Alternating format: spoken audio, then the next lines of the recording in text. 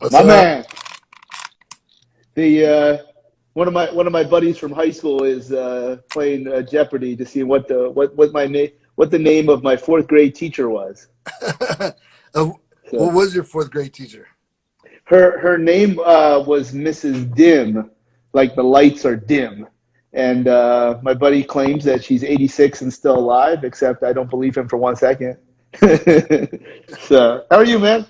Good, man. Do you think it would be better if I put buds in, or does it matter? No, no. I mean, I know I can hear you just fine. If anybody listening in thinks they need to hear better, then just put it there in the messages. But no, I think you're doing just fine. Sweet. You see, I got these big giant things on. They don't come off when you train, so it's Yeah, good. you're a pro. No, pro what? I don't know. What uh, are we? hey, I don't know. Hey, listen, we had this scheduled for a couple days now, like over the weekend or so, right? And I got a call this morning from a lot of people know my work in professional tennis with Milos Raonic. Right. But part of how I got an opportunity to work with him, there was a bunch of channels, but I had some significant tennis experience before that, and it was only juniors. And he asked some questions about, he's taking the coach that ran the school. It was, when I say Roddick, it wasn't Andy Roddick. Andy Roddick's brother was big into coaching, and they all had the same agent. Blah blah blah. You know where we're going with this now, because Right. he asked some questions about training a 12-year-old and a 10-year-old. Oh yeah. And and I said, Myron, listen, because we just ironic. Myron is Canadian, and obviously I have a lot of opportunities through my work in Canada. So he actually, when I first met him, he had like this package, like of all these photocopies of stuff from Charlie Francis. So as a youth coach, look, tennis coaches, they have reputations just like all coaches, but there's so few that run to the elite. So anyway, Right. I said, listen, Myron, what are we even talking about here? The kid's 12. Like, you're going to have to, yeah, I can get into this. We can do a project. He's tied up with the money, so that's fantastic. I said, the first thing, you got to get a contract on this. You can't just, your reputation is too much. Right. And some of the things I told him was that, well, number one, the kid can't play tennis all year. That's not allowed. I mean, it's just a wrap. Right. Now, we can target towards tennis. Whether we think this kid is going to be, number one in the world or not, you can always pick your sport, in my opinion, in training juniors. But you can't play all year. I mean, you just can't. Like this is, yeah, absolutely not. And then I suggested the other sports, not only because it's rotation, but golf is because you're kind of out there on your own. Right. Now, I don't know if many people know this. In tennis, your coach is not even allowed to yell things to you from the stands. So the coach is nowhere near the court. I've only watched a little bit, but I often wonder, why is the coach sitting so far in the crowd? But So that's just the rules. Right. But not only is he sitting far away, he or she is not allowed to yell things to the court. Wow. Whereas, in other sports, is much different. And you have the other players to rely on. So in golf, you have the caddy. So the caddy can help you a little bit. Right. But it's about as close to being on an island as you can be. Now, obviously, there's track, etc. There's other sports where you're on an island, because the psychology of tennis is crucial, because you're on your own. Right. You have to deal with your own thing. And then I said, where I've gotten into the habit of making this recommendation for a long time now, I don't care what your sport is. I need everybody to get involved in either gymnastics, Sure. Or some form of martial arts. Or both. Well, yeah, obviously both. And in martial arts, preferably judo or aikido, and I'm sure there's others, because they involve a lot of falling. Sure. Because like, if I want my center fielder to go into the gap and just lay out, there's something mental that you're not afraid of what that feels like when you hit the ground. So if you learn how to fall and well, hell, put them into professional wrestling for all I care. because if you're that comfortable being in these weird positions, it's a good thing. Yeah, and I think that applies to every sport. And then I went on to say, Myron, you know that you cannot train 12-year-olds like miniature adults. Like, that's not how this works. You shouldn't. So, especially if they're not even past puberty. Now, there's a lot of key things you can do, but and he understood all of this. I said, so Peter says ninjutsu. I'm sure that's another very valid choice from a former professional fighter in Peter right there. But you know, I said, you got to take care of the parents, because if they're looking to pay you what you're worth and you're happy with the deal, that's a lot of money. I mean, Myron Grunberg was Davis Cup coach for Canada. I mean, this is not a you know, some dude that just knows how to coach tennis. And I said, you got to deal with these parents, and because, you know, I don't know that I'm always the best person to have that conversation, because of course, no matter what they hear or what they read, and no matter how many James Andrews and David Alchek say that you should be doing this, this, and this, they're still afraid that their kid gets lost in the shuffle by not keeping up. I've got one of my parents is on here right now. It's so funny. I'm looking at Jessica Grimsland that joined us. Her son is my top athlete. So so I got to be careful what I say now. Well, listen, I'll say it. You know, not only are you an elite coach, but you're also coaching something that has significant transfer to just about any sport there is. Right. And the other thing that Myron and I were talking about is, like, listen, if you do all this the right way at the age of 12 or whatever prepubescent is, they're going to become some kind of athlete. Like, it might not be tennis, but I also need them to play other sports that so they, if they're not good at it, they realize it's not that big a deal. Right. Whereas if they suck at tennis at some point, then, dude, it's all hell. She said, Jessica said, parents can be the worst thing for their athlete. Honestly, except in her case. Her son, she's trusted me the whole time. Now her son's about to be in the Olympics in 2024. So something worked out right. It worked out. Her son is incredible. So yeah. All right. So listen, we're skipping a whole bunch of steps here. Over the last several years, your presence and because I've known you for years, et cetera, even before we actually met several years ago. We'll get into that. But over the last several years, as you've just made a huge commitment to social media. And every so often, one of your esteemed colleagues, which seems to be most on LinkedIn, seems to have some significant messages on training youth athletes, like who I'm talking about right now. Right. It doesn't appear that you've heard from him in a while, huh? No, it's been a while since that one. Normally, like, I just kill them. I mean, if someone comes at me about youth training, I mean, they better be armed, because I have all the research. I mean, like, I've actually talked to, was it Avery Feigenbaum? I think that's how you pronounce his name. That is his name. That's the main dude. I mean, so like I have the research. This is all that there is. You know, I wrote an article. And I referenced 12 different research committees that actually went out there and did the stuff. And so it's pretty cut and dry. You know, there is a lot of gray area, but like as far as like, is it good for kids? It is, but not. You know, you can't be going heavy. I know. Well, look, what is heavy is all relative to begin with. Shouldn't be going to a maximal lift where the kid might miss it. You know. Yeah. Well, look, there's. I think what's more comedic, because that's what, first of all, early on, I would tell you, like, don't engage. That's my gimmick. You know, like, I just ignore it. It sucks. I would. No, but that works. Yeah, everything. The young that's for me. Watching, the young coaches and the young children watching, I've got to engage this fool, because if I let him say all this nonsense, it just perpetuates itself. I also think that particular individual was so off the reservation and talking just craziness. As well as any, like, just click on his site demonstrates that this individual has no track record of even making these statements. But it also falls into something that's a little bit of a pinch on me, was the fellow was a physical Yeah, therapist. that's right. Yeah. And very few things, if I have my list of old curmudgeon, because I'm not there, man. I give up. Like, I just say whatever.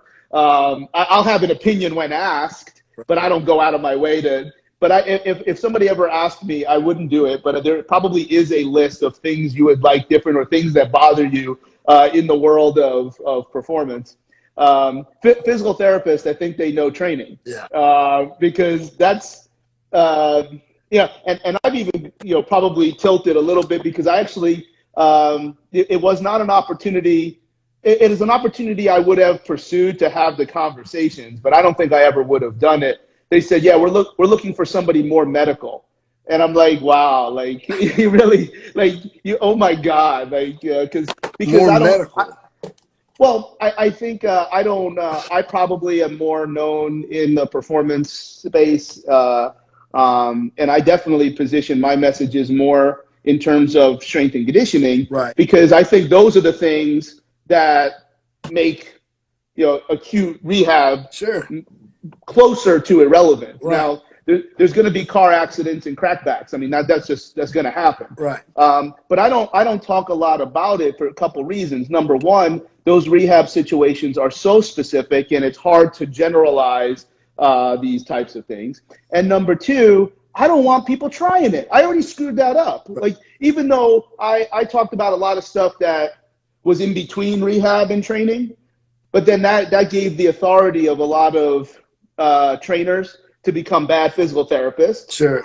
And it gave the authority of physical therapists to become really, really bad coaches and trainers. You have so much of that. I often wonder why like certain PTs are PTs. Why didn't you go be a strength coach? And then on the vice versa, why did strength coaches go to PT school, man?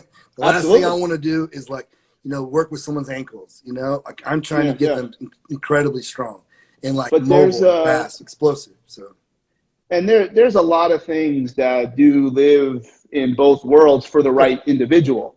Now, if you've got a blank slate and someone doesn't have any history of injuries, or the ones they have are well recovered and accounted for, you don't need that stuff. Like, I remember even at MARSOC, a lot of guys weren't like. Remember, in MARSOC, everybody's a little bit above the curve, even though there were some guys that were completely destroyed, especially the older ones, because they all came from force recon. I'm like, don't worry about all this mobility training. How about just touch your chest when you bench press? How about go all the way up and all the way down when you do a pull up, instead of this salamander nonsense? Right. But that was like some of those exchanges you would have with that fellow, because that's all he really wanted. He just wanted somebody to talk to him. Sure. He just wanted to get a little rub, as they say in professional wrestling. I mean, he looks so foolish, though. I mean, I don't agree with all publicity is good publicity. It makes you, if you're the PT and I'm just a strength coach and I'm using all the, I back myself up with research and you have done nothing. You've given nothing but opinions. Then who's the fool? Like, well, I wonder. Well, look, I've seen every once in a while, and I don't really know why people do this, but like, hey, Charlie, did you see this video? And it's like, there's like destroying me. Me too. And there's like 7 or 8 comments that boost that dude. And so everybody's got their own fan club. And then it's like, but I'm like, yo, don't send me this shit. I don't, you're not helping me. Like, because if you catch me on a bad day, you're going to make my day a little bit worse. Like, I don't care that these people are doing that. But one of the big things that I think he would, that anyone has this concern about is growth plates in terms of training. Yeah. And, I think it might be of use to use your experience with this goofball. Right. My experience a couple hours ago talking to tennis coach, where maybe the rubber meet the road a little bit, because this is stuff that I've written about years ago. Right. And it's really unfounded. I think, and correct me if I'm wrong, the issue really with growth plates is very, very real in terms of, if you were to fracture an open growth plate, that unto itself, now that can happen for a number of reasons. Sure. That can certainly happen if you choose an orthopedic surgeon for your pre-adolescent child. Sure. And drills the in that diagonal fashion, which is why there is a separate fellowship for the elite orthopedists that only deal in pediatrics, because if you're an 8-year-old gymnast, you need your ACL back. So now if that surgeon drills, sometimes doing everything correctly, they can still bang on that growth plate, which is a risk. Right. And so that's a real thing, that if you fracture an open growth plate, you're going to have some issues potentially. But to say that weight training automatically does that, regardless of what you call heavy, like you can call, because right. if something's with good form and within the context of what you're trying to accomplish, I'm not going to say like it's 100% impossible, but it's pretty much impossible. Like there's no evidence to support that this thing happens. I don't know why people don't believe that. It's compressive forces are actually, complementary to the epiphyseal line. It's the forces that come maybe from a side, or what is it, like torsion, where you're going to get like a circular motion. That's when you're really going to hurt, the growth plate. But when you're just talking about direct compression from like some load, you're as safe as you can possibly get. It's just absolutely. It's like diagonal type forces. Now you got a problem, and that could be dangerous. So like what would be more dangerous than like putting a light barbell on someone's back would be like when you're playing soccer and you put your foot in the ground and change directions. That force is going to be way more detrimental to a growth plate. However, they're not like a delicate flower. It does take something rather extreme to hurt it. But the point being is that is more dangerous than like, a barbell. That's what drives me crazy. You'll see a parent, cheering their son on playing football and 8 years old. Hey, and I'm not hating on you for doing that. But then if you see an empty barbell, you don't even know the weight of it. Yeah. You're going to say, oh, you're going to get your son hurt. I'm like, that barbell is 2.5 kilograms. And he played football against someone that weighed the same as him, and they ran full speed into each other. Do you know what force equals? Yeah. Well, when they're leaving the ground, it makes an enormous difference. So because that goofball would bring up growth plates quite a bit. Yeah. And it's just unfounded. Now, I think other not so good things can happen if young people are training unsupervised or it. But I don't think that. Well, first of all, we're not even talking about growth plates anymore. Exclusively, right? You're talking about, I just said, undesirable things. Lots of that can happen to adults of all ages. Sure. If you train like an idiot, which at one point I think was the number 5 predictor of injury. Just training like a doofus, like that's which can obviously mean a lot of things. Epidemiology doesn't really cull them out. So that was ironic that I had that call today, because I said I'm not the voice. I can't. I'm not. I'll say it once and that's it. Like right. And if I'm not a listen, they want to put a whole bunch of zeros. You try it more than one way sure. to get it done. But gosh, that's because the most of the parents that I started to talk about. And I practiced a lot of this. I had a client who was a legit decathlete at Stanford, so Pac-10. Right. So she's the real deal. Like if you're a decathlete, you're the real deal. In major division. Probably 1. the best athlete, I would say. Yeah. And her husband also played football at Stanford. So so they both really understood these things. And she was the president, or is the president, of one of the local little leagues. So these are conversations we would have. And I'm like, there's something unique in that individual that doesn't, like, nobody thinks about laying out to dive. Like right. You just do it. Right. And nobody worry, or like, things that I remember how I played, because I'd like to say I didn't suck. But I had to play hard all the time. Me too. And like what made me feel comfortable doing that, like just to, I played goaltender in hockey like Dominic Hasek. Like I had the worst technique ever. But I was so little, so I had to do things that were just wild. So like for me to just dive and like look crazy doing it, like you didn't necessarily care. And even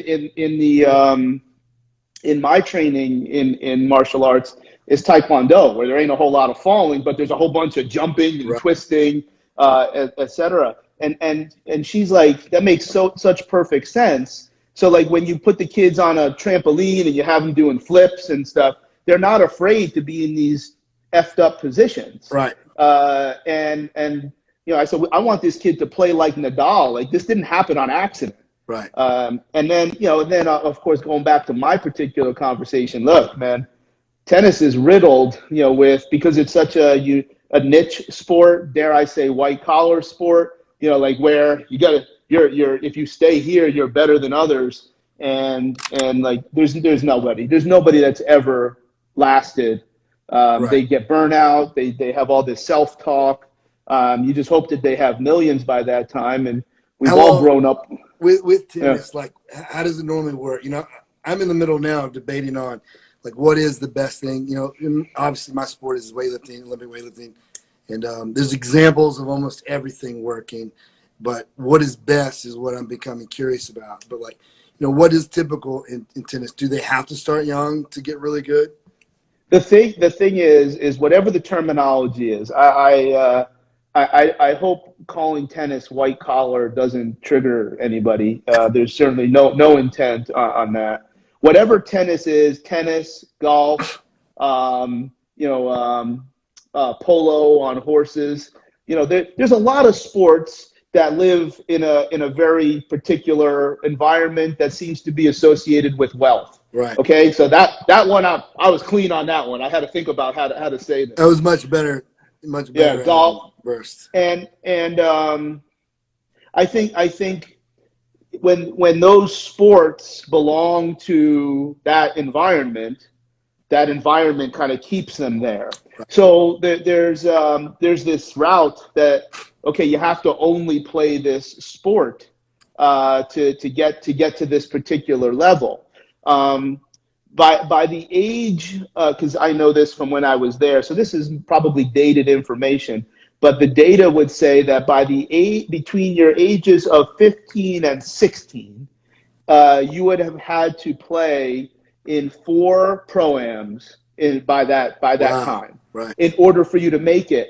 But I would say, Myron,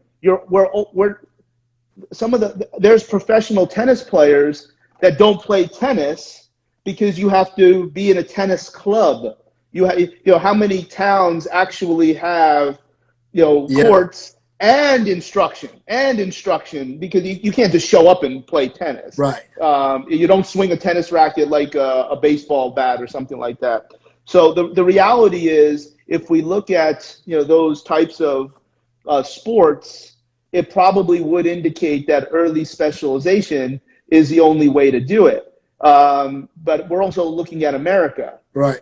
Tennis is hardly an American sport or even a North American sport. Right. So if you want to play the odds, play multiple sports. Now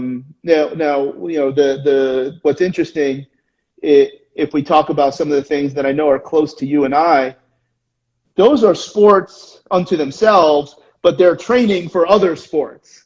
I would still, would love to see a competitive Olympic lifter get involved in other sports that at least have some of the same physiological qualities.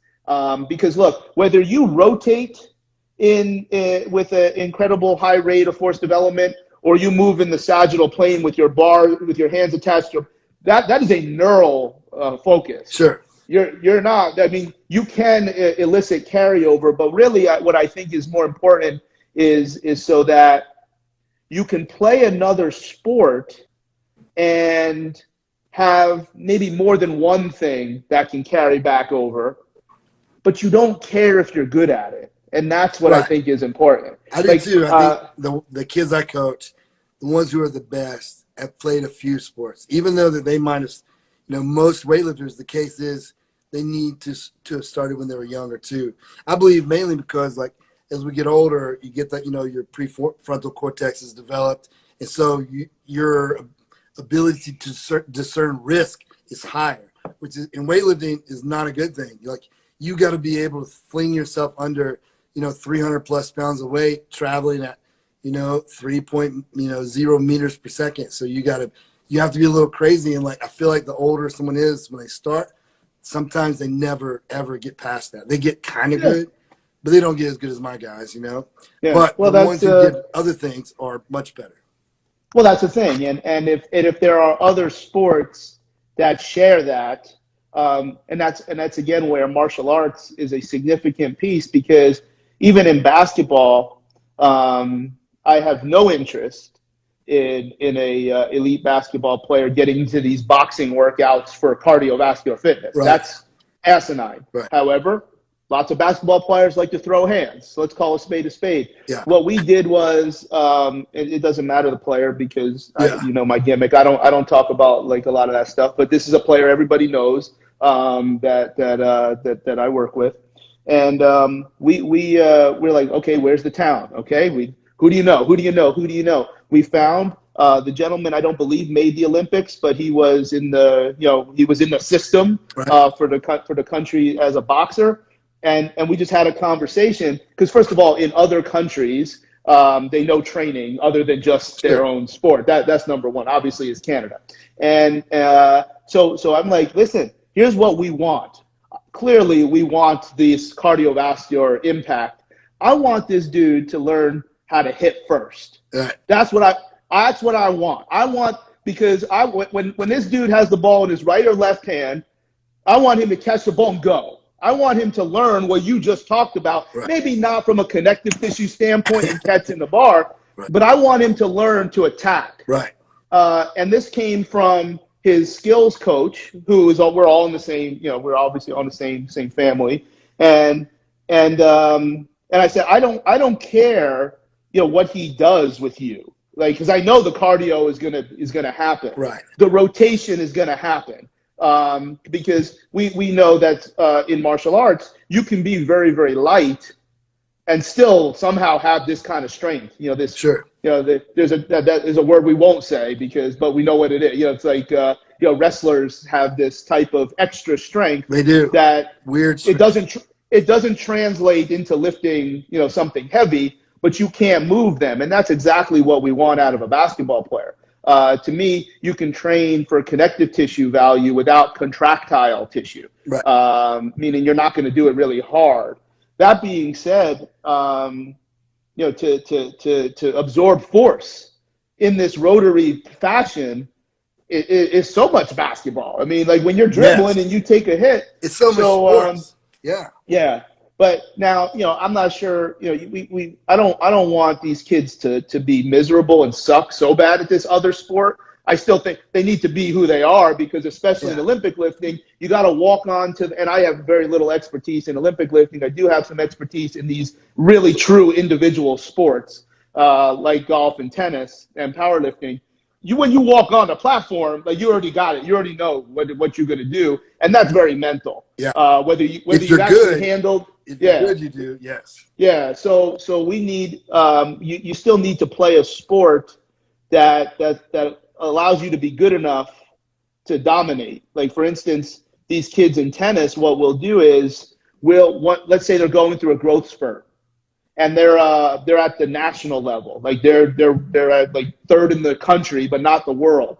You bring them down to the regional level for a period of time, so that they can beat these kids with their hand behind their back. And feel good, so that they and they stay undefeated. They literally stay undefeated, so that once they're past the growth spurt and we get back into more technical approaches, both training and tennis, then they didn't become a loser. Like, they didn't become like, you want them to walk on to, and no matter what, like, they've already know they won. Right. And every great tennis player believes that. And, that's every great golfer believes that. Otherwise, there's a line that no one knows where it is. And I'm sure that, think about it. Like, when you're staring at 4 wheels as an Olympic lifter, or 8 or 9 wheels as a power lifter, nobody's scared of that because you're not going to call the weight Yeah. if you're so I think if you look at other sports that have some of the, even if you keep stripping it back, the physiological qualities that are the same and it's going to have to be at a neurological level if it's Olympic lifting. But I love the idea of tennis, golf, diving, Right. because it's only you. It's Yep. only you. And the only reason you're diving, which clearly has this vertical thrust that has to have something Sure. to do with Olympic lifting, but you're only doing it to get better at Olympic lifting. So if you bomb out and you finish 13th out of 10, you're like you thought it was cool. You got to play in the water. That's how you pick and choose. I imagine this is a conversation that your buddy on LinkedIn isn't capable of having. No, there's no way he's worked with an athlete. He has no examples of any of this.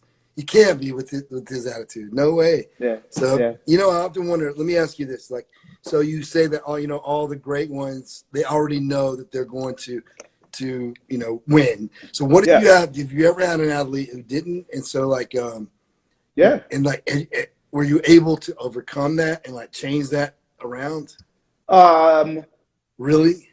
All right, I got to make sure I say this with because the volume of those types of athletes, where in these particular sports, at the elite level, is not that many. So the bottom line is that in some of those experiences for me, even if I was expected to be this director, sometimes there would be a mental coach, and because of the potential sensitivity of that stayed between the player and the mental coach. Right. So what I have seen, and this relates into almost all sports. I can give you a couple examples, and obviously most of these examples are going to be in basketball. We also see it in the NFL quite a bit. The basketball example is, what's the first thing that you do when you win the lottery? Well, quit your job. Yeah, everyone does. Quit your job. So when I've seen players, bust their ass and they get 6 for 60, and all of a sudden they're not anywhere close to what they were previously. I think there's enough evidence that there's something to the opposite of what you're asking when players are in a free agent year. Yeah, I'm sure. So yeah, I see, because I can think of a player who, first of all, if he wasn't playing basketball, he'd be an Olympian, just like his mom was. But if he had come out a few years later, he would be a gamer and make millions doing that. Wow. Because he wants to make $150 million as an NBA player, but he doesn't want to be an NBA player, and that explains why he isn't who everybody thinks and knows he's capable of being physically. He just doesn't love playing basketball. He only plays. So many players play basketball because that's all they think they're supposed to do. Like, that's what God put them here to do. And especially in the 7-foot category. Like, for me, I look at a 7-footer looking apart and I'm like, oh my God. Like, or hell, if I was 5'9", I'd be a couple years, already had my coat in Canton. So, now in football, you probably know this from, I'm sure people that have gotten to that level. They don't love the game. They don't love playing football. It's a terrible sport to be like that. That's the worst sport if you don't love. So once they here's a story, and this is a true story, and this time I'll tell the player because I'm so proud of him, and I want to say things. Most of the time, take 10 players that you think 9 is the opposite. However they're portrayed in the media is usually the opposite. Sure. And the player I'm going to talk about is I'm not going to get emotional, but I want to make sure I put this in the best light. Is Terrell Owens, right? And because there's a player, an individual that is obviously very maligned. When he got to Philly, where he had one of the most historic rehabs in the history of professional sports, Yeah. and showed up in the Super Bowl. I was the only person he knew in Philly when he got there. Now that's not, it didn't matter, Right. but like he would come to Sixers games and people obviously, Charlie, you obviously know him. I'm like, yeah. So a few years before, him and Mariucci got into a fight. And not the head coach and your superstar wide receiver. Not a good thing. And he basically didn't show up for camp. Oh, wow. I remember this is several years ago where there was a much longer period of time where players would be expected to show up. Right now it's a few days, that as mandatory. And in this time that he didn't show up, he chose to play minor league basketball in Glens Falls, New York, where I was in between my time in the NBA, between the two times that I had two different stints. And I was the head athletic trainer for a team, which would be akin to like AA. Wow. And he came and played, and I don't even know if people know this. His salary was $1 a week. Okay, that's for one. And he came and he was quiet, and he was generous. Obviously basketball players at that level, he had some leeches and he knew how to handle that. So one day we're in the locker room and we're signing his cards. Yeah. And I'm like, hey, is this one good? I'm signing his name. and somebody has that right now. Yeah, somebody has that right now, and it's Charlie, not T.O. And he all the cards are like mossed around the table, and he goes look at this one. I'm like, yeah. He's like I took that one to the house. I'm like, what the fuck are you talking about? Like you can just look at it. He goes, look, it was Green Bay. And I'm like, okay, it's clearly Green Bay. I'm like, yeah, but you can tell because the wall of Green Bay. But you can't see any other players in this picture. He's like, I remember everyone I took to the house. I'm like, all right, man, let's have this out. You are obviously not this person that the media makes you out to be. It's obvious, right? Like that you're not who this person is. And he said, listen, man, I want to be here.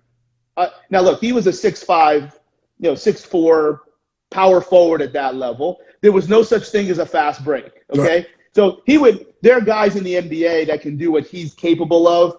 It'd be like a big, strong Rodman, which doesn't even exist in today's game. Sure. Like he couldn't do anything offensively, but it was a killer defensively at that level. He's like, I want to be here. I love basketball. I've always wanted to play basketball, but I can't find another job where I can make $56 million.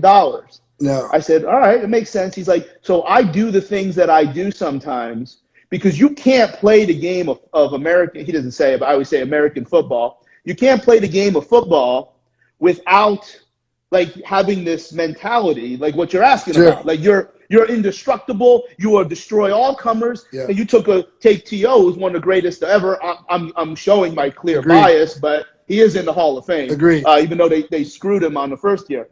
And he said, like, I do some of the things that you guys see because it puts me out there. Sure. So if I run my mouth or if I do something and create something that maybe doesn't exist, it makes me have to perform. Otherwise, I can't perform, and I ain't about to get hurt because then I ain't getting my $56 million. So I don't know that. I mean, I have other players that like we'll all be at the house, and like one guy's up on the table, and I'm working, and the next guy comes up, and maybe we're watching an NBA game, and like a lot of these guys that are like ends, they got their hand in the ground. They might be 6'5", 6'6", They were the fourth guy on that AAU team. Yeah. They just didn't keep growing. Damn. So they found the NFL, whereas the top three guys on that AAU team found the NBA. Wow. Yeah. So there's a lot of guys, and I think that's an interesting concept as to why an NFL career isn't very long, because they don't have that mindset that you're asking about. Totally. That mindset that you saw Tiger Woods have, or that you see, golf is so competitive at the top. So I don't know enough about what these guys and who they are. But in tennis, like the top 22 guys are all like, savage. Like sure. they're all motherfuckers. They all, every one of them. And they believe that they'll win every single time they go out. There's a Canadian weightlifter. His name's Bodie, and he's better than any American weightlifter ever. And he darn near medaled at the Olympics, and he's young, so he should, in theory, like either medal or win the next Olympics. And he's very confident, to the point where most people, just like Terrell, give him such a hard time because they say, "Oh, he's arrogant. I'm like, what do you expect this kid to do? You're asking him to go out there, and this kid snatches 400 pounds, and he's a 96 kilos, so he's a 209. He weighs 209. You're asking him to go fling 400 pounds above his head in front of all these people but yet you want him to be like humble, like go try that. Good luck. Go try that. Yeah, go pick it up. Let me see you do it. He can't. You can't. He's right. Yeah. No, is weightlifting from a psychological level, in my opinion, weightlifting is a lot closer to tennis than people think. Sure.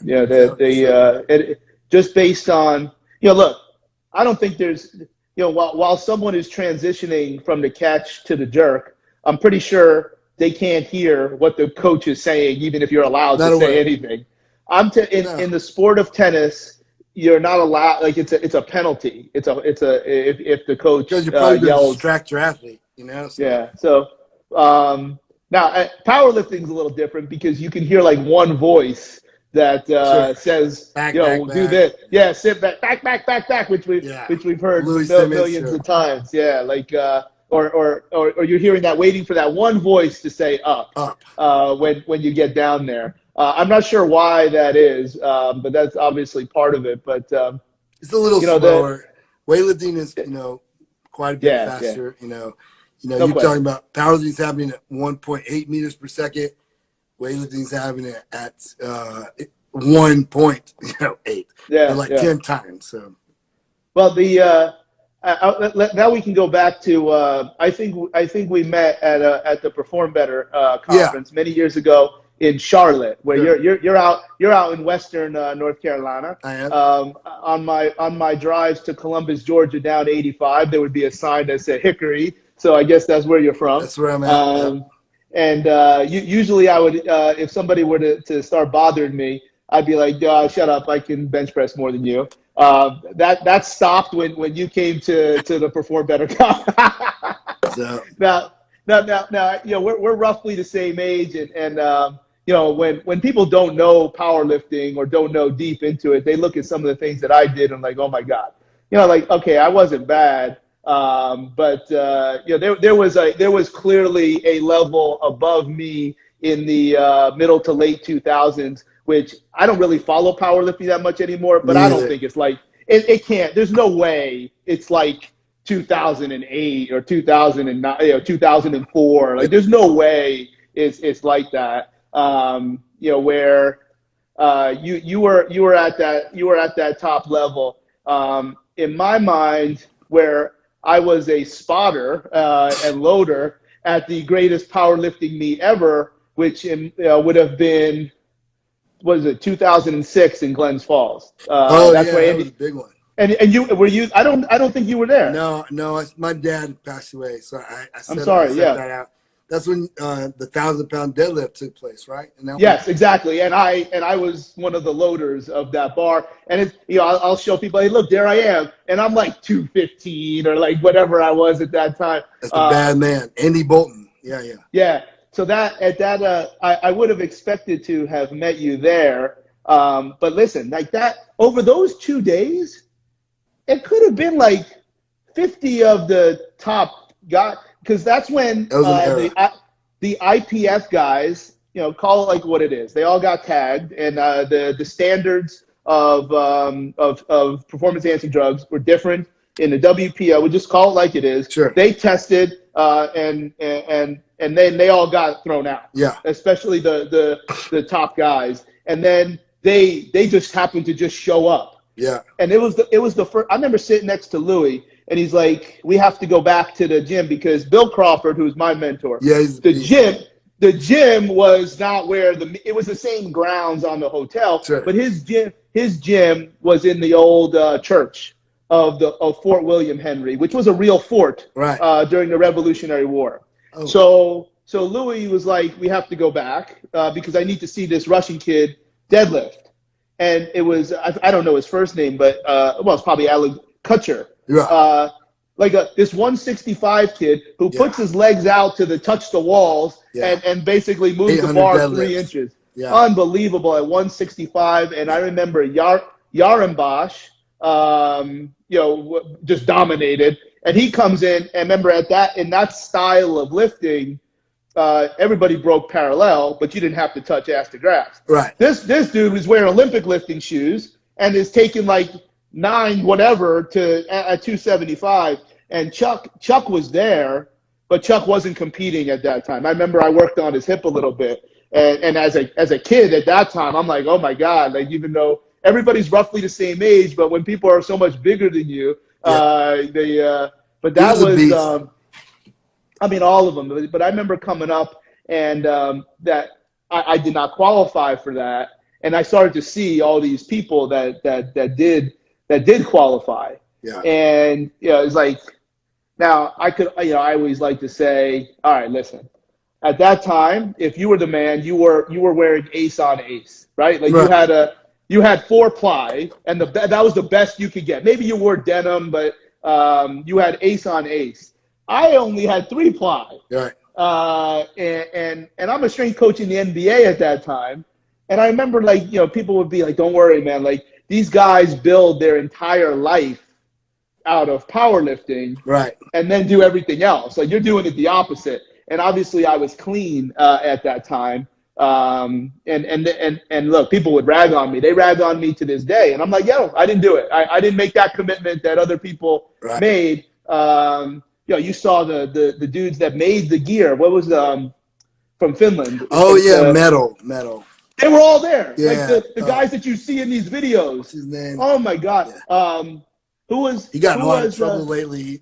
He made some remarks, some pretty racist, I guess. But what was his name? I can't remember. Yeah, he was a 275-pound dude. I don't want to say his name because I might say it wrong and then he's gonna get mad at me. Yeah. But he's in big trouble now. I think his whole country. But he owned the company. Yeah. And it's like, but then Jeff Lewis was there. Oh yeah. Oh, like now it's like you see this dude that's like probably 500 pounds. Yeah. Burying squats. Like it was. I don't know what's happened to powerlifting, not burying squats anymore, but now it's terrible. So yeah, I don't follow so much anymore. I just know that what I did, people are doing now, like raw. Like it doesn't even matter, which is interesting because like, are people really getting that much stronger? I don't know. It's who knows? I do wonder. So Bill and I know they're not really connected much anymore, but his number one guy at the time. Ano, by the way, Ano Tertianen. Yeah, Ano, yeah. I remember seeing him lift. But another fellow who really coached me up was a fellow named Sebastian Burns. Oh yeah, he's a good dude. Him and Bill were great. I don't know what happened. It's whatever. My respect is to both of them. And so I don't know how old I was. I couldn't have been like 25, 26. And I'm sitting and we're having dinner, and they're like, Charlie, we'll have you opening up at 585 on the bench if you stay here the rest of the summer. And I'm like, oh my God, like to have this, to look at these suits, because now it's like I'm 5'4.5", so sometimes you look at people that are taller than you, or like I'm around the football, NFL, and basketball guys. Like I might be literally now 20 years older than some of these young dudes, sure. but because they're so much physically larger from height, it's sometimes hard to remember that what people's age. Yeah. So now I did bounce a 595, but I didn't open up with it. So I didn't. They revolutionized bench pressing, even raw. Yeah. I think even the raw benchers would have to say that the majority of the changes come from those dudes. So Yeah, and that's I like to look, my bias is again very clear, but Bill has his master's degree, from Boston I University. didn't know that. Uh, Wow. yeah, the things that we would talk about, and getting the bar as much lower than any raw bencher Right. would ever get, was based on his master's study, which was explaining why. I don't know what type of monkey or ape they used, but like me, you, and Yeah. three of the strongest dudes in the world are going to be pulling, and the monkey's just standing there like, okay, when are you going to start? Right. And what he learned was, or like what he reported on in his master study, was that because the tendons are so long, Right. then you have less area to disperse the force. Like our biceps tendon is like here, Yeah. but their biceps tendon goes all the way there. Okay. And The monkeys. so now yeah. So then to almost have this long arm and get the bar, so now obviously if you're fat, which I'm heavier than I was now, but I never took significant advantage. So you just got to get as big an arch Right. as you can to get the bar to the apex of where your abdomen is. Right. And then you throw it back, which was very different than what Louis was teaching us at that time. Straight up. Which the shortest distance, except you were taking a different advantage, and if you wore the shirt in a very particular way, Yeah. you could throw it back. Yeah, because of the shoulder flexor moment. You never, Louis never talked about that. But like, exactly, you throw it back, you instantly shorten that, and so it makes it way easier to lock out. So, but well, if you load up the shirt in that way, which then at any given moment that thing could fall over your face. right. Then you could take advantage of that with the shirt. Right. But then we would train that way raw with boards. So now you're taking, because like you might warm up, and I don't remember what my warm up would be to these other dudes, but like Sebastian was just ridiculous. Or when Bill was rolling, they would take 5 and 6 wheels, and they were like belly benching it. They were taking it off like looked like their belly button. Maybe I was doing 3 wheels at that time. Right. But then you could start to do some really massive things off of 2 boards. Sure. So that you weren't just taking the board down like when you see guys now on videos, like just to cut the distance. You were taking it so low that you were trying to almost get it to fall off the board. So like we'd have to teach guys how to hold the board. Like, I'm not touching it here. I'm touching it here. It's gonna tilt. The board is gonna flip up. Totally. And for all I know, I'm explaining it wrong because Bill's a genius when it comes to powerlifting. Yeah. So that would have been whatever 06, 07. But then I probably didn't meet you until whenever the probably 11 or 12. At your conference.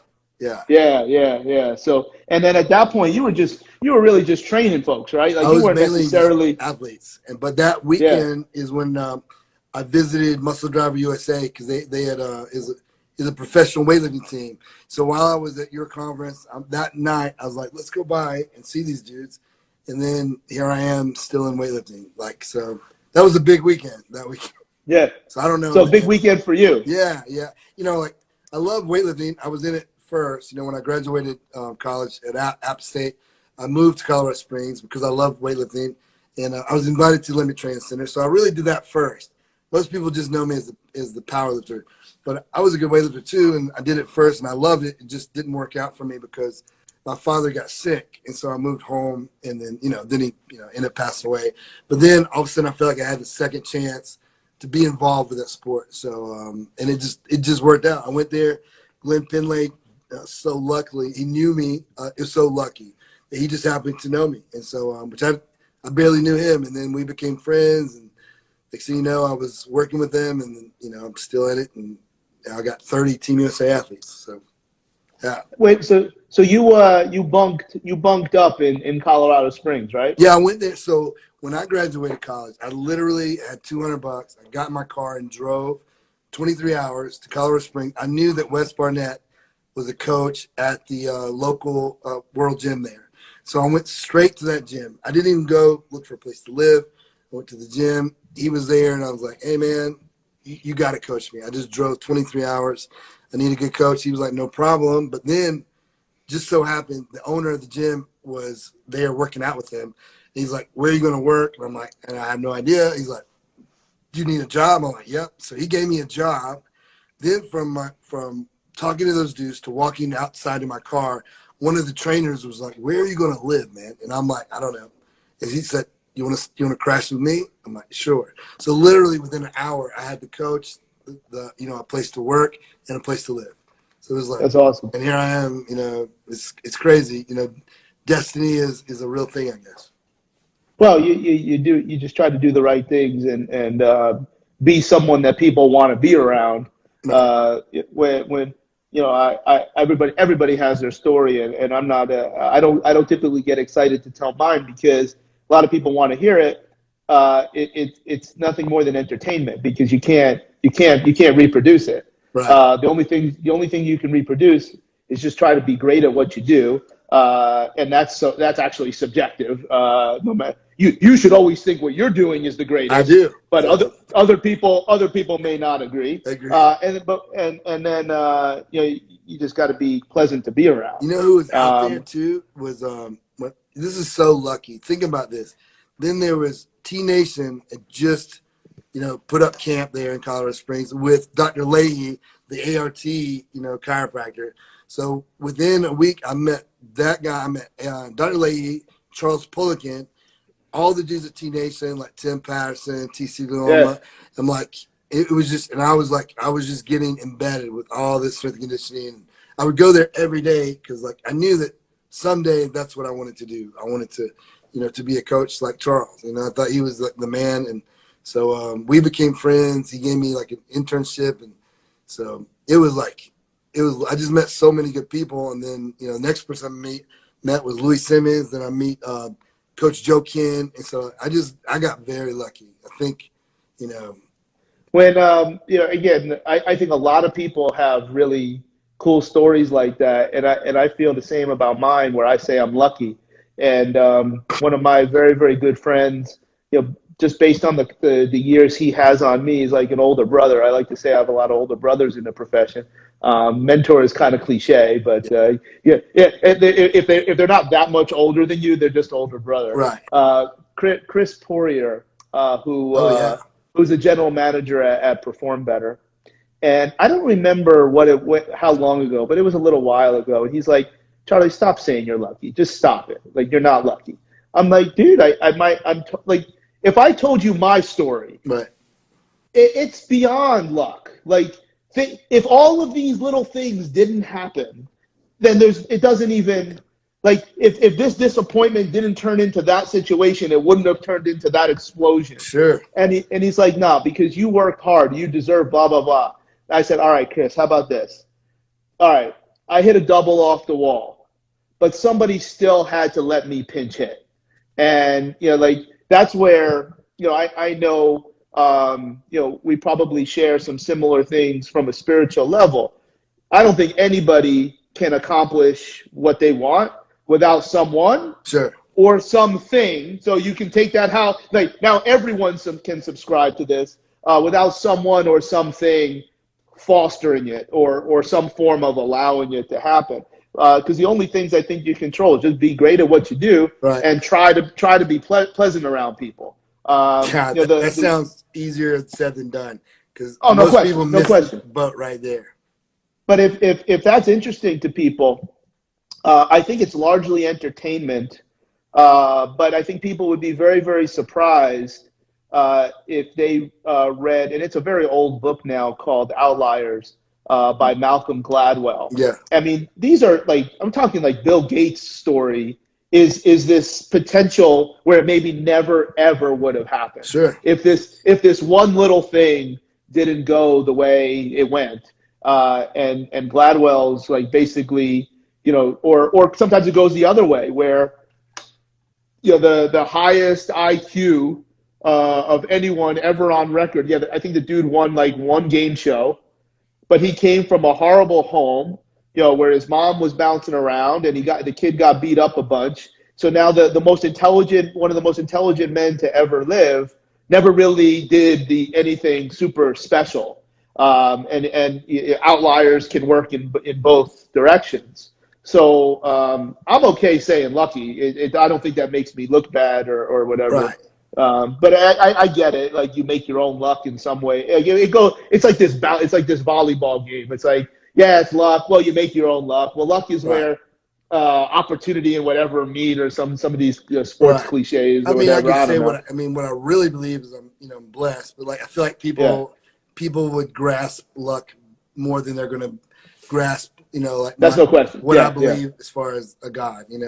So like I just hope they see in my life, yeah. God. So I that's I a big uh, one. I've used that series of words as it relates to something spiritual. And I'm like, take that how you want to take it, Yeah, because if somebody it can mean one thing, it can mean another. But I really started to find a strong grasp of that word during my brief time at Marsoc, simply because you have to, like, what these guys do is they kill people. Like, their job is sure, to kill people. Like, that's sure. their job. They protect the country by killing bad guys, Good for and them. sometimes our guys get killed. Yeah, So how can there be this gracious thing if this is being allowed to happen? And you have to believe. right. So That's that's getting why into a I'm very deep yeah. theological discussion. Yeah, and that's why the choice of words that I choose to use is really kind of honoring that. I probably would never have said things like that before my time there. Sure. But also, like, if you believe in something, I don't care what you believe in, but you got to believe in something. One way or the other. That Yeah, like, you can believe in anything, Sure. and even if you believe in one thing, whether you're your own coach or someone else coaches you, Right. you just exploit that. Yeah, Sure. yeah. It's I won't get into a story that I have, maybe some another day, Yeah. another time. It's But your like, show. I'm not gonna like talk about theology on your show. So like, no, but no. But it's but no, but I think it makes for good sure. conversation, because if you know that the two individuals communicating have a common value, then you're going to find that Right. look, I'm talking about tennis and golf. You're talking about weightlifting, where numbers are getting smashed left and right. But because if it tracks back, you can track back to this common piece. In this case, Yes. that rate of force development, the rate coding, et cetera. But when I told you, like, we don't when we do these, there's no script. It's just let it go. Like, it's I want so to. I agree. I want to ask you, like, with before we go, because like now I'm finishing up my master's, and then I start into my PhD next semester. But so I'm my thesis I'm looking at fatigue. Measuring it with we look at every day. We look at an RSI score. A depth jump of 45 centimeters, and we look at velocity, and then we do a little questionnaire. So there's 3 different ways we're looking at it, trying to draw correlations. But like, have you guys ever, with your athletes, do you ever do any testing like that, or do you look Yeah, at daily readiness? absolutely. And I'll take it a couple steps back. You can measure those things subjectively, Right. objectively, through tests, technology, and medical. So obviously, the medical stuff is the least practical, but the most precise. Right. So if you're going to measure serum lactate, which is an invasive test, even though if it's in the ear, now you might be able to do that at a PhD level, bringing somebody else in to do it. But now, if you can fit in those other things, technology winds up having this very sexy role in measuring Sure. readiness, which in the literature, to my understanding, is called neuromuscular fatigue. So when you're Right. choosing those particular jump tests, which, I mean, I have it. I can hardly read it because it's all like photocopied. But Bosco's jump manual, Yeah. it's very hard to read because it's all like faded out. So readiness is the commercial term. neuromuscular fatigue, to my understanding, is where the research, that's what you would look up. You can't look up Right. readiness. Sure. I Totally. don't think, yeah, I don't think anybody owns the word in terms of trademark. It's just not neuromuscular fatigue. But Sure. now, if you use the technology and it's portable, it's practical, it's repeatable, you can start to look at some of these things. So aside from, like, you're talking about subjective, which has been shown, throughout the folks in Australia, to be just as effective That's as what I'm measuring. hoping. Yeah. Yeah. Now there's a lot of limitations to that, because especially in the higher levels, like Corey Joseph would say 4. I'd be like, what do you got, 4? I'm like, so basically he has no standard deviation, if he's even telling the truth. Right. But he said a 4 every single time, so we can't make any inferences. So we actually use that as an example to teach Yeah. that, like, no, even though, like, he's not grounded, like he's not giving an honest score. Right. Well, actually, I have to assume it's honest, but there's no standard deviation. So he's basically never fatigued. So now if we look at the rate of the subjective RPE, but then we would also look at the coach's RPE, Right. and to see where because the coach is never wrong. Right. The coach is never wrong because he's the one that put it out there. So we would typically like to see that what the player reports is the same as what the coach reports. That's what we're looking at too. Yeah. Now with the jump tests, we tried it once, but just based on logistics, we couldn't do it. Like, it just, guys would already be doing other things. It's a pain in the butt, but we're doing it. It's like yeah. And we're getting a lot of great data. Like, and what was the third one? What we do? Velocity. I'm looking at 80 and 85% of all their main lists. So like snatch, clean, jerk, squat, pulls. I mean, if I could go back, if I had a particular environment, I'd look at mid thigh pull, which I think there's some significant evidence. Just yanking on a chain, Sure. mid thigh, where you can change the chain. We have that, and with then the DSI score. We do that too. Yeah, we don't do it all the time though, but we do it. I think and I don't have a ton of work on that piece. Remember too, I'm talking about the highest level of professional athletes. They're going to sandbag it if they even do it at all. Right. We've had much better track record with Omega Wave, where I just started talking to them. So you're going to give them a thumbs up? Oh, absolutely. Yeah. I mean, if somebody were to say this or that about Omega Wave, they would typically be correct, because the real thing, and that's why when I talk about things, I try to talk about what it's not, or maybe what's a negative first. I don't think it's a negative. It's just what it is. It's a black box. Right. But just like a human, like you can put in A and poop out B. Right. Where a lot of very ardent researchers or even coaches, they're like, I can't use this because I don't know how you got to this number. They won't tell you right. what the equation is and how they measured these unique things from ECG that no one else in the world seems to know how to measure. Right. That being said, the first year that we had Omega Wave, we did not use it with the players. Now I had been familiar with it right. from before, and Sam and I just used it on ourselves, and we would measure just ourselves or the staff, and then we would treat ourselves. We weren't looking at practice and training load and physiological loads. We were looking at some of the therapy techniques sure. that we feel like harness the parasympathetic systems factors right. or sympathetic factors. Now that's a level that I don't know that a lot of therapists really get into. No, but I am into that. I'm listening. This is right up my alley. Yeah. Well, the reality is, when it came to that initial pilot that we used, because we already bought it, and also, by the way, we paid full price. We didn't. But what we did get was this education, which I can get to, and this research partnership. So I can send it to you. It was a poster study in Vienna in 2016, where, because we were able to have relatively the same team 2 years in a row, we were able to demonstrate probabilities of wins and losses based on trends in wow. RMSSD DC potential, omega Sure. potential, same thing. I've read all that And I, research. So yeah, so then you must have read the study that has my name on it. So that's now that's just a poster, so it's not it wasn't a full blown.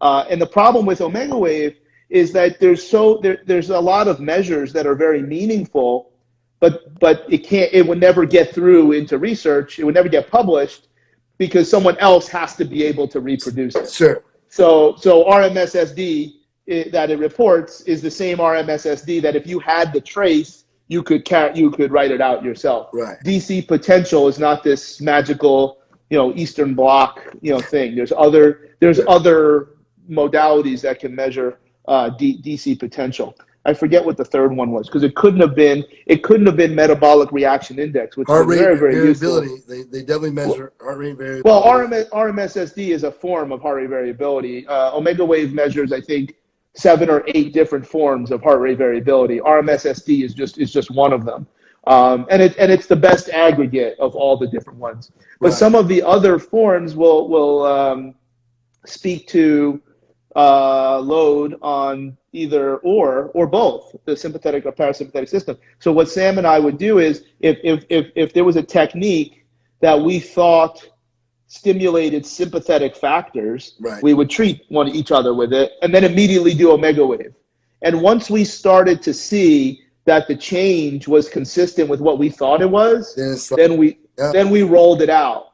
And look, we made a mistake back then, whatever year it was, because as a heuristic, meaning we're just doing whatever we want to do, we're doing what we think, Right. we should have wrote it down. Because I'm not allowed to say, oh, well, I just remember that it seemed to work out. No that's bullshit. Yeah, I'm bullshit on that. So we weren't coached well enough on that. But I think what we would also do is, as we rolled it out, the fact of the matter is, a lot of folks will say, well, I slept on Mel Siff's couch or whatever, or some of these old folks that came way before us. I've slept on Val Nasetikin's couch, who's the founder of Omega Wave in Finland for 3 years in a row. And he would be very, very clear to say, Charlie, you are one of the few people we will teach these things. And part of that was because they knew if we used it, then we would do the things that people bitch about. Right. And also, if I say good things about it, it would help the company. Sure. So we did have that level of relationship, but we bought everything. Like we don't get any discount. What we did get was this extra level of relationship. That's cool. Yeah. So we would also never use Omega Wave alone. We would cluster it with other things, such as the one year we did the jump test, right? Subjective RPE, TRIMP scores, internal load. Before international basketball turned into 4 times a year and was only 1 time a year, we used Catapult for our external load message. We almost bought Catapult. So if Omega Wave looks outrageous, we would still bounce it off of these other measures to have, and we didn't come up with like a score or like a color or anything like that. We're like, does this make sense? Does this make sense? I'm hoping to add it to my, my thesis. I mean, not my dissertation. So I'll start working on that next semester. Yeah, it's going to be challenging because for anything to stand up to that level of research, there's probably going to be a demand to explain what these measures mean because they're indices. Right. So metabolic reaction index is this unique aggregate of what the raw ECG is. For instance, if I go like this, P, QRT. Right. Okay, but what about this one? Boom. Yeah. Like they look exactly the same in a cardiologist. They're both fine. There's nothing wrong with either of them. Right. Except this one is like this much bigger. There's something changed. Yeah. So you start to ask, like, well, does that mean stroke volume? It's more than just stroke volume, but because if you have this savage stroke volume, well, is that normal or is that pathological? Yeah. Or if you always have this very high metabolic reaction index, well, then if it's so low, well, maybe there's increased vagal tone that's keeping some of those factors low to preserve so you don't die instead of athletic performance. Okay, that makes sense, except 436 doesn't make sense to research because it didn't tell you how they measured what, Yeah. and how those numbers got to 436. It's like the Dow Jones. Like, what does it mean? Like, there's 24,000, 29,000, whatever. It doesn't. There's an equation Right. that is not. I mean, that equation might be available in Omega Wave. So you're going to have to use measures that they do share. So there's nothing exclusive about DC potential. There's nothing exclusive about all the different forms of heart rate variability. Sure. Like there's RMSSD, there's RD, there's high frequencies, there's low frequencies. No one, like, it's not like I'm not the only person in the world that knows these things, but it seems like it's not talked about because usually somebody buys Omega Wave, they lose their role with the organization, and then the next guy that comes in doesn't even care about it. Next thing you know, it's evolution. It's quite the ordeal to use because you need to understand it. So that's what takes some time. Yes. If you're a new guy, where you're like, what is this thing? You can't take it off the shelf. It's like if you look at the barbell behind you, you're like, oh, okay, like you do this and you do this and you do this. Okay, I got it. Omega Wave, you can't do that. Like somebody needs to be you need to learn a lot about it. And then you actually have to do it. Like you have to put it on and hit a button. And even though, we had a setup in Canada basketball where we'll just knock on the guy's door, and everybody knows the times that we're coming. So the vets, we basically got 1 hour into breakfast. So breakfast is at 9. The rookie's getting banged on the door at 8. And that's just how it goes. But then as our program grew and we have all these, interns and everybody has their own little iPad, we could knock everybody out. And then if a player doesn't want to do it, they don't do it. Whatever. It's not the end of the world. Right. But clearly, we did in international basketball, we don't hold their contract over their head like in the NBA, where the team could potentially use this data against them. I mean, the team could also use it in their favor, but that doesn't. It's just culturally a little bit different. Sure. So NBA superstars on max deals will wake up in the morning and do Omega Wave. I would never trust any of them to do it on their own. That's not going to happen. Sure. But there's other technologies like the ring. The oral ring. What do you think about that? I think it's first of all, hands are not clean. I do get paid by Aura. Yeah. I don't get paid by Omega Wave. It's accurate, and that's the most important thing. Sure. It doesn't give you nearly as much information as Omega Wave, but you don't have to do anything. You're just wearing this. So when I leave this on and I wake up in the morning and I just open the app, it syncs, and you're going to get temperature, you're going to get heart rate variability. Sweet. And they're measuring heart rate and heart rate variability during this period of time where you're not awake to the world, but your body is awake. Right. I don't even know if this area of sleep has a time. Now, it measures the amount of time you're sleeping based on if you're lying down and your heart rate drops below a certain level. Now, it also measures the stages of sleep, but I just want to see more. Like, I would say it's useful for you. It is not going to be useful to compare you to me. Right. So you just want your stuff to be better. Because if you take the polysynthography, which is the study of the sleep trace, right, you'll never find better, at least the last that I reviewed everything, 80% agreement. So me and you are the two best, sleep researchers in the world. And we're looking at the exact same trace, and we're like, yeah, this looks legitimate. There's nothing crazy on here. They seem to have. I understand their errors, meaning like what do they take out? These are all questions that people should ask when they buy a wearable, unless they don't care. They just want to wear a toy. They should. You and I would be looking at this. We would agree that these are valid traces. You and I are only going to agree 8 out of 10 times maximum. Right. So with Aura, my suggestion as a sleep tracker, you just measure against yourself. Right. But you're going to get a very valid heart rate. You're going to get a very valid RMSSD. You're not going to get all the other ones for Omega Wave. You're going to get a very, very valid temperature, which is crucial, sure, for COVID or whatever. But I mean, just any kind of illness. If your temperature but before we have to blow our nose, we already have something in our body Totally. that is loading the immune system, which we know for a fact is going to have an impact on our training. I mean, Right. if you don't have CD8 and CD4 cells, now I'm trying to sound smart. The fact is that immune system, your body doesn't know the difference between throwing big wheels around and catching a cold. It Like, doesn't. it And you're at your doesn't know the highest risk difference. of getting sick when you're at your absolute highest peak. So, Yeah, because your training is loading the cytotoxic T cells because sure. training doesn't have antigens. So training, you can't make antibodies. So it's a new pathology that the body thinks is happening. And the first line of defense of the immune system is the CD8 cells, and the I wrote CD4s an are the article second. all about cytokines. So, Yeah, so it's that so when we look at temperature, you will not get that from right. omega wave. Right. And when it comes to temperature, the finger is the most valid. So if you're wearing something here, your temperature is bogus. Oh, yeah. Yeah, but people don't know that, and that's like, I didn't slam anybody. And plus the cool part is, like, because I'm very careful, because I am paid by the company as a consultant.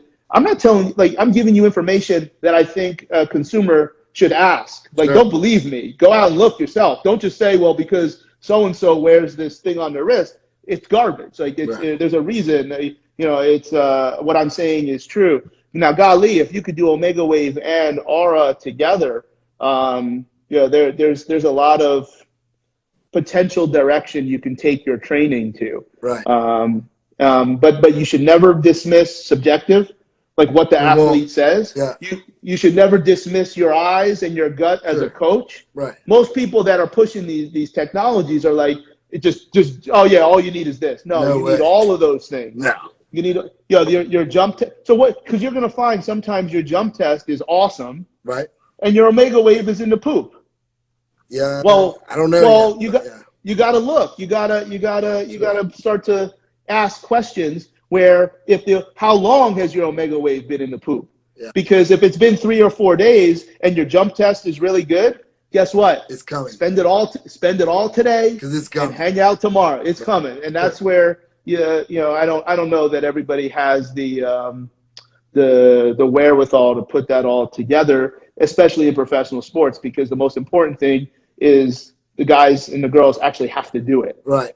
Luckily, and with my guys, they're trying to go to the Olympics, so like, yeah, and they don't get millions of dollars until they get there. And so there's a humility. There's Sure. a humility there in the culture. But you could also do, I love the mid-thigh pull from that. But also, you can very similar to what you'll see in the jump test. If you do run, you're not going to be doing this with Olympic lifters, but let's say basketball or soccer or football players, you're going to do something like the beep or something like the yo-yo test. Sure. And then the end of your warm-up is just the first 4 or 5 stages.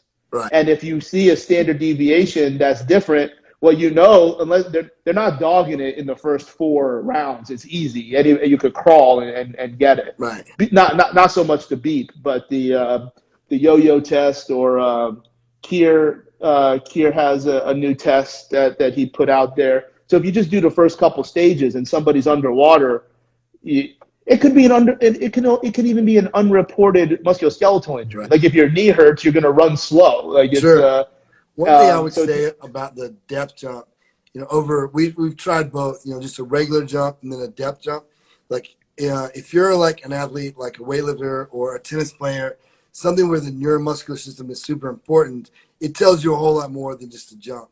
Because, the change of direction, you're going to look at the muscle spindles, the Golgi tendon organ. I mean, you're going to look at actually tighten. So as far as elasticity, so it tells you a whole lot more. And I tell you what, it told me a whole lot more than I even thought. I thought I just did some tests. I'm just trying to get through this thesis. But then I started seeing that just so happened my number one weightlifter scored my highest RSI score. And it's almost in order, like from my highest to my last place. That's interesting. So the questions or critiques that I have in using those jump tests is that you need so many jumps, in my opinion. Yeah. Because we jump every day. You need to see the differences. Sure. So that maybe a 32.5 and a 32.1 might actually be a big difference. Right. But in order for that to be a significant difference, you need a ton No doubt. of those measures. The omega wave jump test is another one of these like black box things. Like Right. it's not a and you can do the 10-second jump test. So it's not just one time where you're Right. measuring these measures.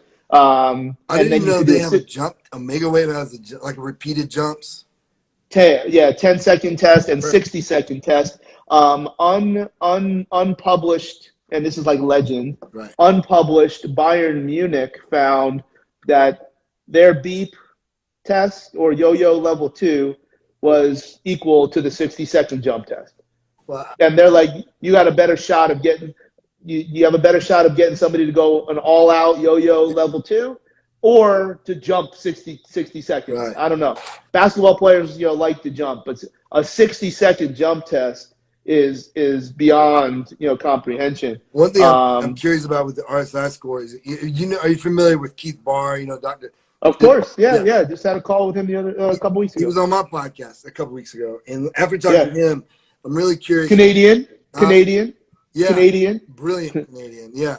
So after talking to him, I'm thinking with the RSI score, the people who, even though they might have a high jump, but if their ground contact time is extraordinarily long, I feel like they're going to definitely be the ones, that I'm going to be worried about. However, the people who have, a fast ground contact time, however, they don't jump very high, I'm going to be worried about, more of the muscular pulls.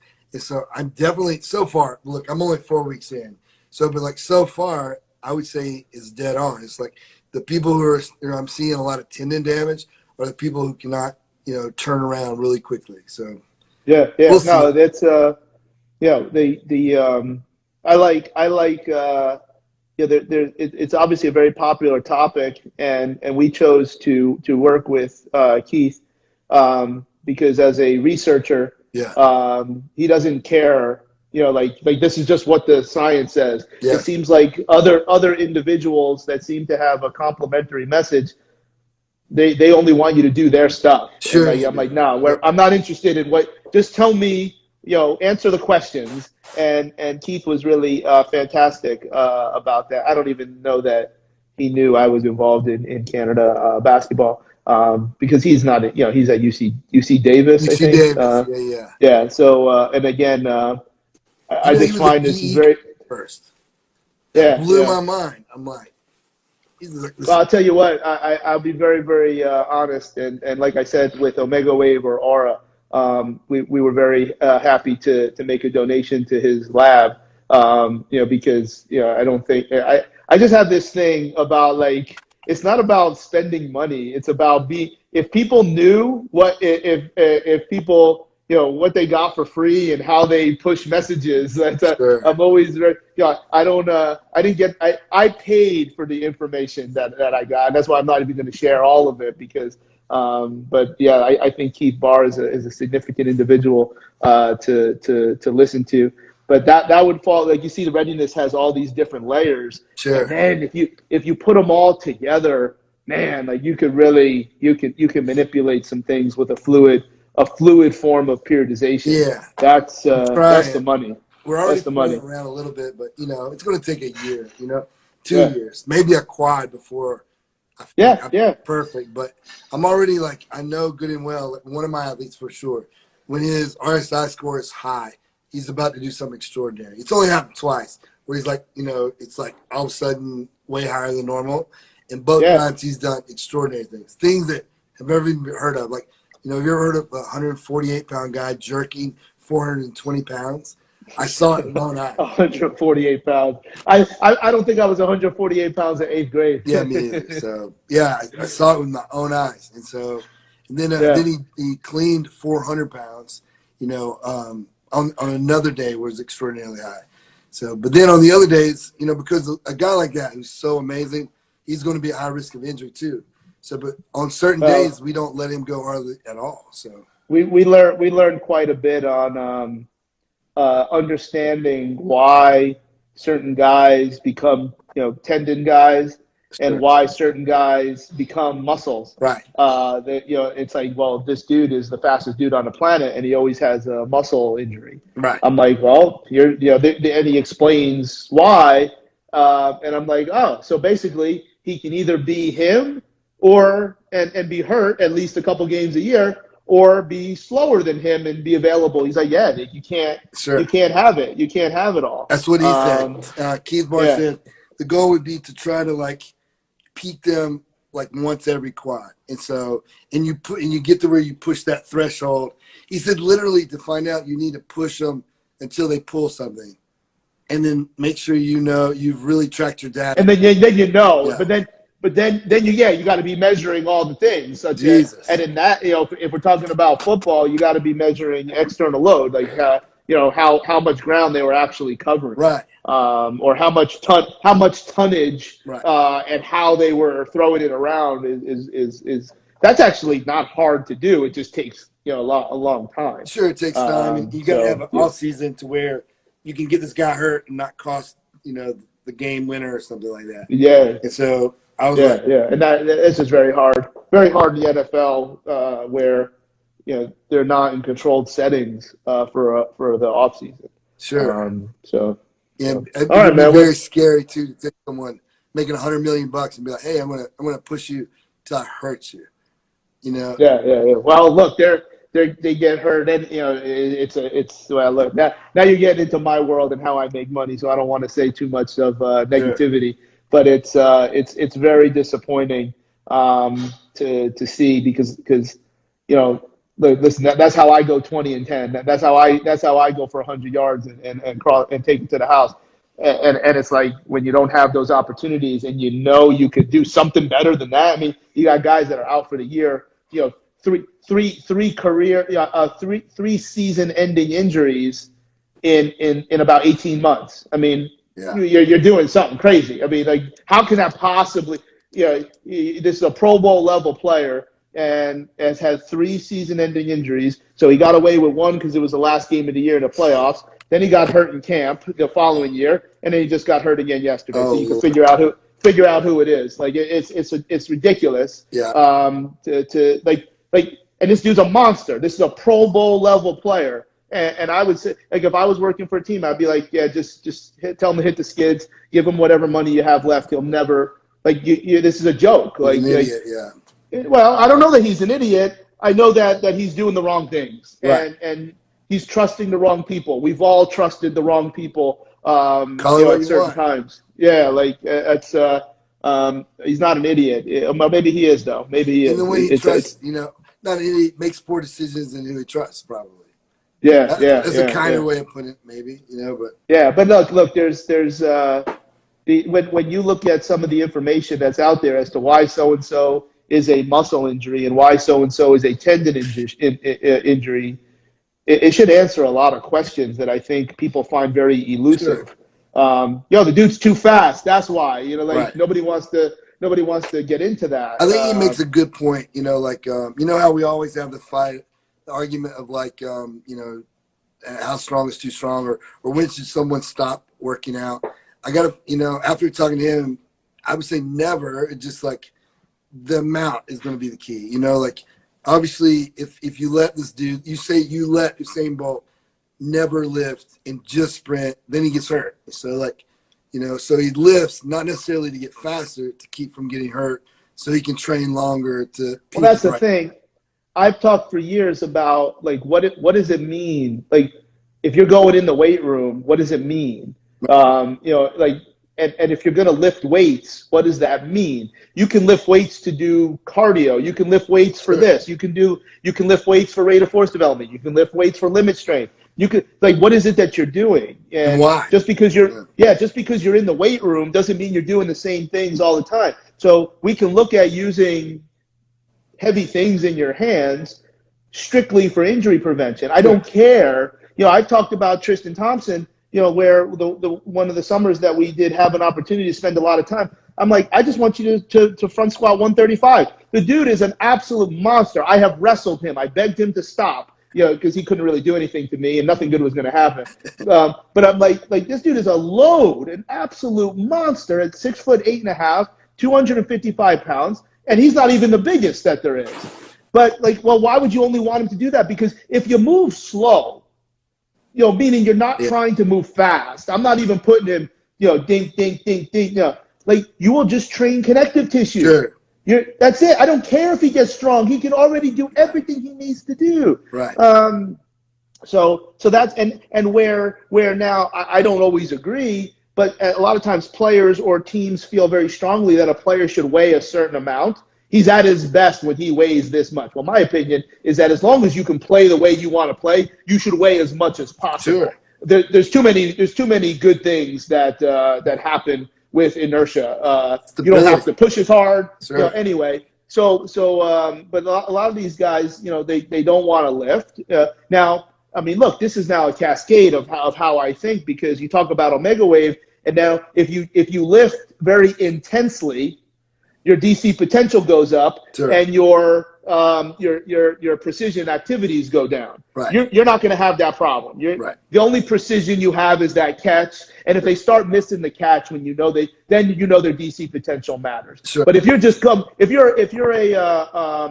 a special teams guy, I don't really care what your DC potential is. Let it go through the roof. Bang your head against the wall like a movie, right before the game, and it's fine. Yeah. But I definitely don't want my quarterback doing that. He'll do it another time. No way. Yeah. So I don't know. That's there's so much. This has been a lot of fun. Yeah. Let's call it there. I know there's some question. Mark had a question for periodization. Travis, I'll go first. My opinion is that if you can run weekly microcycles in today's day and age, it's probably the best way to periodize.